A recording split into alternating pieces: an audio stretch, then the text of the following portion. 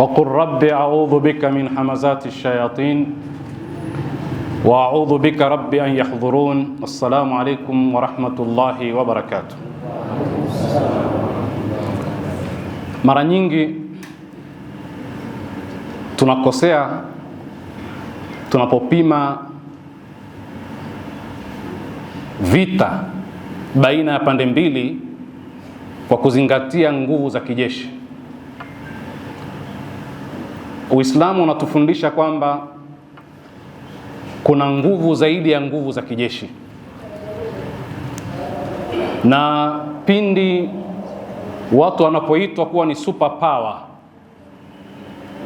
tunachokilenga zaidi ni kutizama uwezo wa jeshi lao, lakini vile vile nguvu za kiuchumi. Tumeona hivi karibuni kwamba super power sasa anaomba msaada kwa majirani zake. Amemnunia Spain kwa sababu amekataa kusaidia, na amemwekea vikwazo, na wengine ambao wamesema kwa dhahir kwamba hatutosaidia, lakini chini ya carpet wanasaidia. Na wale wanaopigwa vile vile katika nchi zao wametangaza kwamba hawajashiriki, lakini wanashiriki. Wamekubali kushiriki, lakini kwa namna ambayo si ya wazi.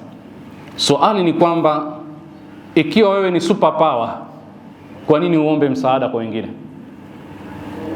Na ikiwa uliingia peke yako, kwa nini sasa hivi unaalika wengine?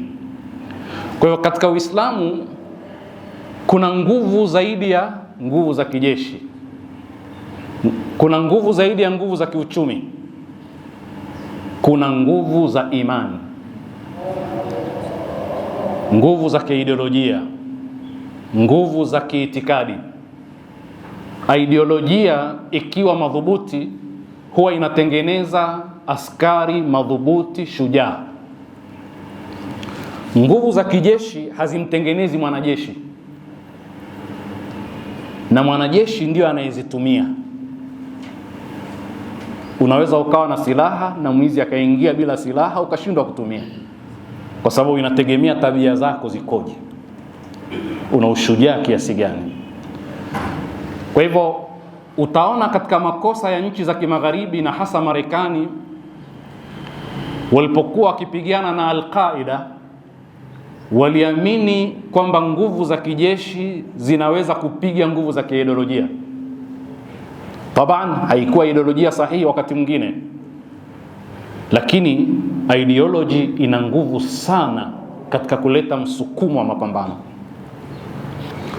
Kama unaamini watu fulani ni magaidi kwa itikadi yako, basi fahamu kwamba huwezi kuondosha ugaidi kwa silaha. Ideolojia hazipigwi kwa silaha, ideolojia zinapigwa kwa ideolojia nyingine. Ndio maana Qur'ani imejenga misingi ya hoja, qul hatu burhanakum, kwa sababu kama watu wa Maka wana ideolojia na sisi tumeleta ya kwetu, ni kupambanisha zile ideolojia, lakini si kutumia mabavu. Mabavu hayawezi kutengeneza.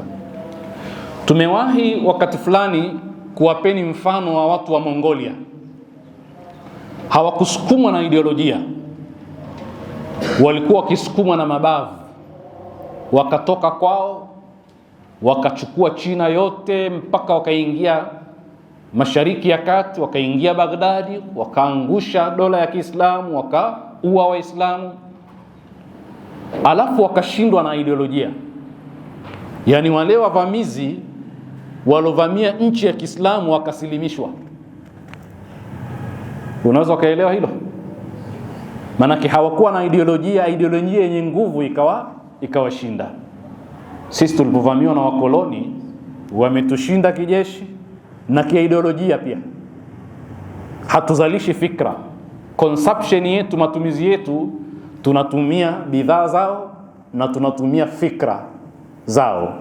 Hatuna mashine za kuzalishia fikra.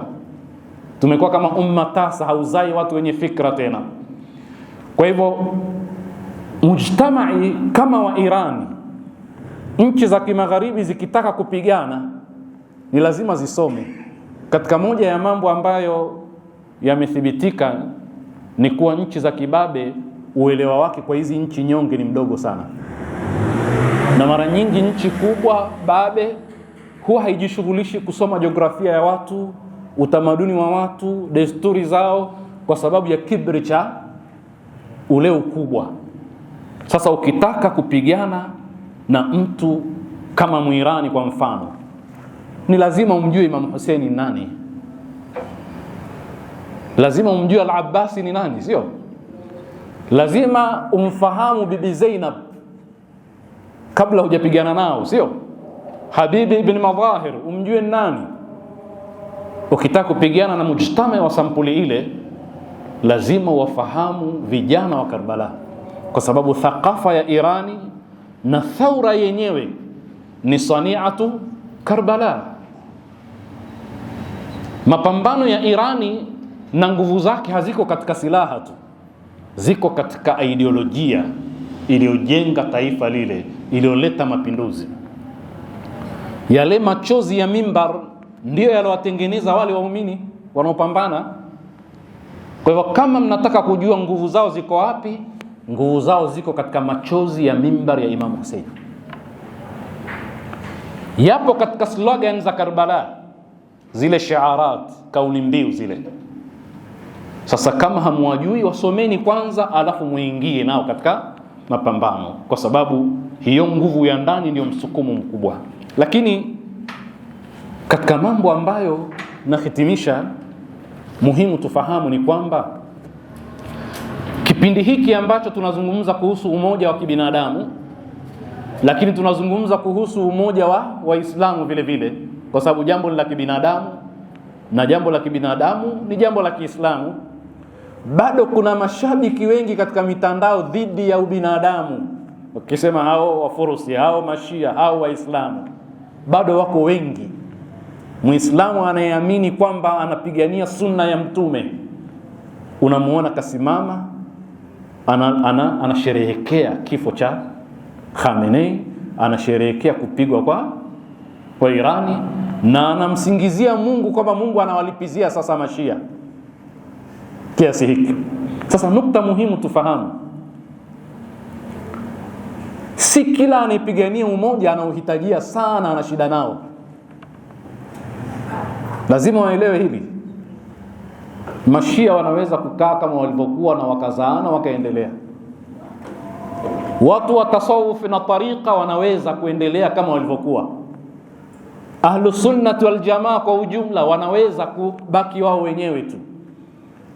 Wewe usijidai kwamba ule umoja ni wewe ndio umeushikilia, unaombwa, unaringa kama mwali, unaona kwamba usiutoe unawanyima watu kitu kikubwa sana. Hapana.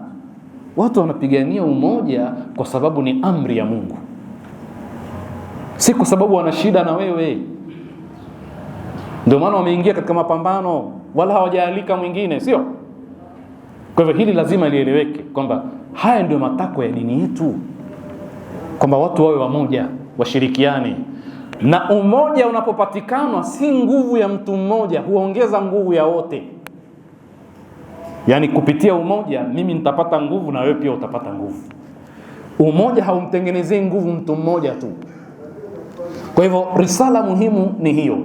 Na risala ya kwanza ni ile ya kwamba tunapowatizama watu wale, tuwatizame kwa macho hayo, kwa sababu ni watu ambao hawajaogopa kifo kamwe. Wamekhiari kufa kina Hurr ibn Yazid ar-Riyahi.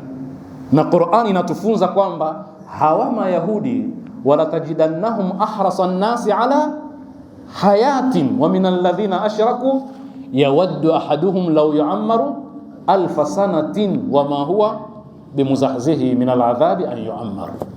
Ni watu wenye tamaa sana ya kuishi, wanapupa sana ya kulinda maisha, wanatamani sana kuishi umri mrefu. Hiyo ni ideolojia yao.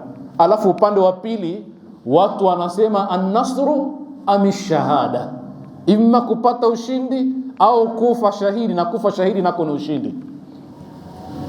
Hiyo ndio thakafa yao.